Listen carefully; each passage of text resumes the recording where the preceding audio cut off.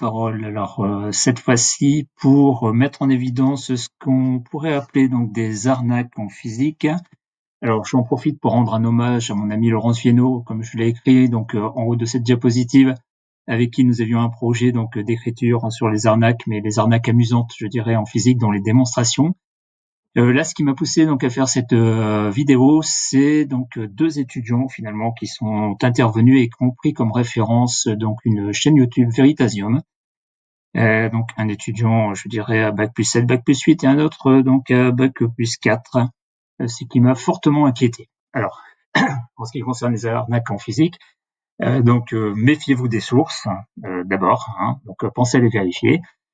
Quand on écoute cette vidéo donc sur l'énergie ne circule pas dans les fils électriques, on entend donc des mots assez forts qui sont un petit peu des mots que un physicien pur n'emploierait pas, comme quoi tout ce qu'on vous a appris est faux, on vous a menti, ce sont des mensonges.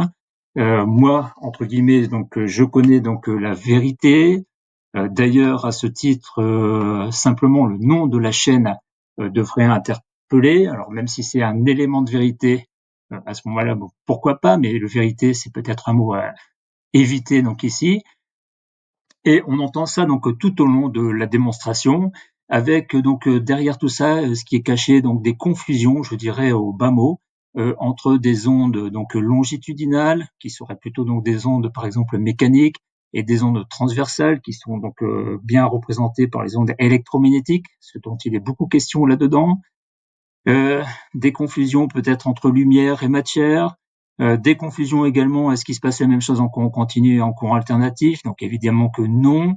Là, l'exemple qui est pris, enfin un des exemples qui est pris, donc c'est en courant continu et il revient donc à plusieurs reprises, où vous avez effectivement donc une batterie ou une pile qui va alimenter donc une lampe, et l'interrogation commence par combien de temps effectivement faut-il entre le moment où on bascule l'interrupteur, c'est-à-dire où on le ferme le circuit, et le moment où la lampe s'allume. Et vient derrière tout ça donc une explication effectivement donc sur la circulation du courant électrique et en particulier sur l'énergie. Comment fait-elle pour parvenir donc, enfin pour aller donc de la batterie jusque la lampe. Alors, je regardais donc plusieurs points. J'avoue qu'au début j'ai eu un peu de mal à visionner la vidéo et à garder mon calme. C'est pour ça que j'interviens. Alors, mis à part le vocabulaire utilisé sur le connaître la vérité, j'en reviendrai un petit peu plus tard à la fin de cette petite vidéo. À un moment donné dans cette vidéo, donc on a un câble électrique parcouru par un courant continu. Donc ici j'ai remis quelques petites définitions pour les personnes averties. Donc le courant continu dans un câble électrique donc en régime permanent, et même si c'était pas en régime permanent d'ailleurs. Ici donc c'est un flux en fait, l'intensité du courant électrique, le flux du vecteur densité de courant électrique à travers une section donc ds.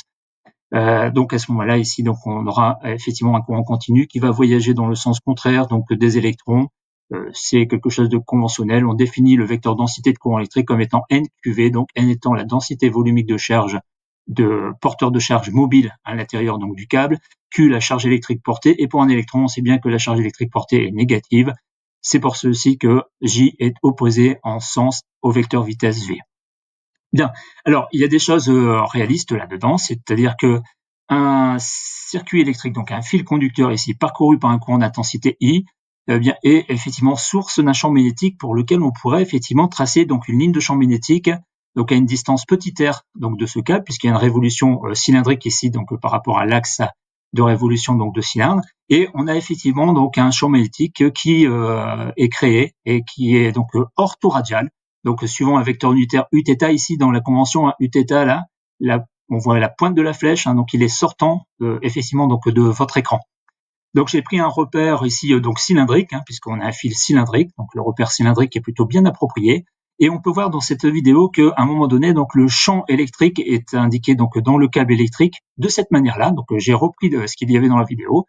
Et on a donc le champ orthoradial, le champ magnétique orthoradial, donc qui pourrait s'écrire B est égal à Bθ suivant Uθ, avec une particularité ici, avec la convention, enfin avec les orientations que j'ai choisies. Donc Bθ serait bien positif, et ici donc le champ électrique qui était représenté donc à l'intérieur du câble, qui pourrait s'écrire sous la forme EZ suivant UZ, en introduisant donc les vecteurs unitaires, donc UR, Uθ et UZ de la base cylindrique que l'on va retrouver donc ici. Donc si on en croit donc la définition donc donnée par le vecteur de Poynting, qui est rappelé effectivement dans cette vidéo. J'applique bêtement finalement la définition qui est donnée, et donc en considérant ce champ donc intérieur donc au câble, je me retrouve avec un vecteur de pointing ici qui serait dirigé vers l'axe de révolution du câble, c'est-à-dire qu'on aurait une propagation, soi-disant, donc de cette énergie donc électrique qui irait donc vers le centre du câble. Bon, première chose, on pourrait se poser la question, bon oui, alors le champ électrique qui est représenté, il est à l'intérieur du câble. Ici, je regardais quelque chose avec le champ magnétique qui est à l'extérieur du câble. Donc, on pourrait dire, le champ électrique, il faudrait ici prendre celui qui est à l'extérieur du câble pour que tout ça soit cohérent. Donc, première interrogation. Donc, on voit que si on applique ça, forcément, ça marche pas bien. Il manque des informations dans la vidéo. Un peu plus loin dans la vidéo, on voit des choses assez surprenantes où il y aurait, alors, je ne sais pour quelle raison, il ne s'agit pas ici d'électrisation donc d'une surface.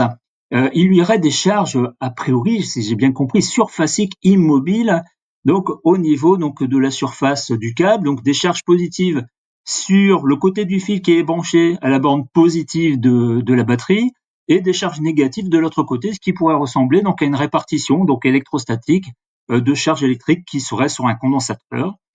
Bon voilà, alors à ce moment-là, effectivement, on aurait bien donc un champ électrique qui serait donc radial, ici donc ER suivant UR, comme ça laisse supposer donc certaines lignes de champ qui sont dans la vidéo. Bref, si on fait ça, effectivement, donc là, on aurait un vecteur de pointing qui serait orienté suivant l'axe UZ.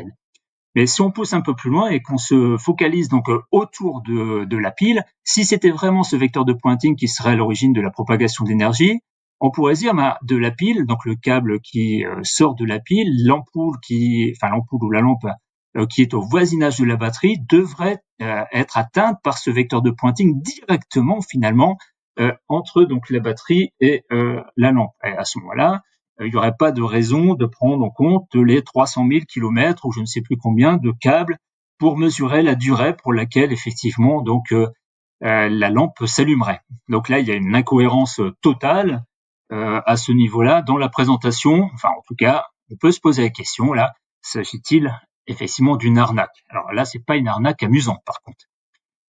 Alors, autre point, puisqu'on évoque effectivement la possibilité que tout ceci se passe en courant alternatif. Après, on passe dans une pièce, il me semble, où on actionne un interrupteur et on se pose la question donc du courant électrique, donc alternatif qui est généré par notre fournisseur d'électricité. Alors, faut savoir que quand il y a propagation effectivement d'ondes électromagnétiques, donc il y a des équations effectivement qui traduisent tout ça, qui sont bien rappelées, des équations de Maxwell effectivement. Donc il y en a deux, l'équation de Maxwell-Faraday qui intervient là-dedans, qui lie donc des variations temporelles du champ magnétique avec donc une variation spatiale finalement donc du champ électrique, et une autre, l'équation de Maxwell-Ampère, qui dit que effectivement si le champ électrique varie au cours du temps, c'est le deuxième terme ici qui est en DE sur DT, à ce moment-là, on pourra avoir création d'un champ magnétique. Donc ici, s'il y a un champ magnétique qui varie au cours du temps, alors on a création d'un champ électrique. Ici, si on a un champ électrique qui varie au cours du temps, alors on a création d'un champ magnétique. C'est ces deux équations qui sont à l'origine de la propagation des ondes électromagnétiques. Donc ceci amène déjà à dire un premier point, c'est que si B est permanent, comme dans le cadre de la pile ou la batterie dont on fait référence dans la première partie, c'est-à-dire indépendant du temps, à ce moment-là, d B sur d T égale 0, puis on voit que le couplage de ces deux équations saute, et pas de couplage, pas de propagation d'ondes électromagnétiques. Bon, donc ça veut déjà dire que en fait ce modèle théorique, il est sans doute pas validé par les scientifiques. Je vous rappelle qu'un modèle théorique, quand il est enseigné, c'est qu'il a sans doute été validé par une communauté de scientifiques, et c'est quand même ça qui prime. Il faut qu'il soit éprouvé, il faut qu'il soit discuté, ainsi de suite. Là, a priori, il n'y a pas vraiment eu de discussion. Alors, cependant, ce qu'on peut dire, c'est qu'il y a bien propagation d'une onde dans le câble, qui est très bien modélisée d'ailleurs par une onde longitudinale, qui pourrait être une onde longitudinale mécanique, c'est-à-dire qu'on pourrait considérer que le générateur met en mouvement effectivement donc les électrons qui sont à proximité effectivement de ce générateur, et de proche en proche, ces électrons vont aller mettre en mouvement les voisins, qui vont mettre en mouvement les autres voisins, et tout ça, on a bien une oscillation effectivement autour d'une position d'équilibre des électrons, ce qui caractérise le courant alternatif.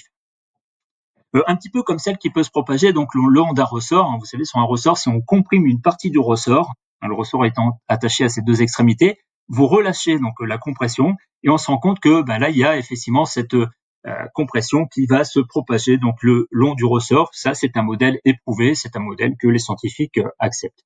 Donc là, on pourrait se dire, bon, aïe, comme je l'ai écrit sur le côté, alors, soit c'est vraiment une confusion énorme à ce niveau-là, ou est-ce que c'est bien plus malhonnête que ça et qu'il s'agit effectivement donc d'une vraie arnaque à ce niveau-là? Donc là, je m'interroge.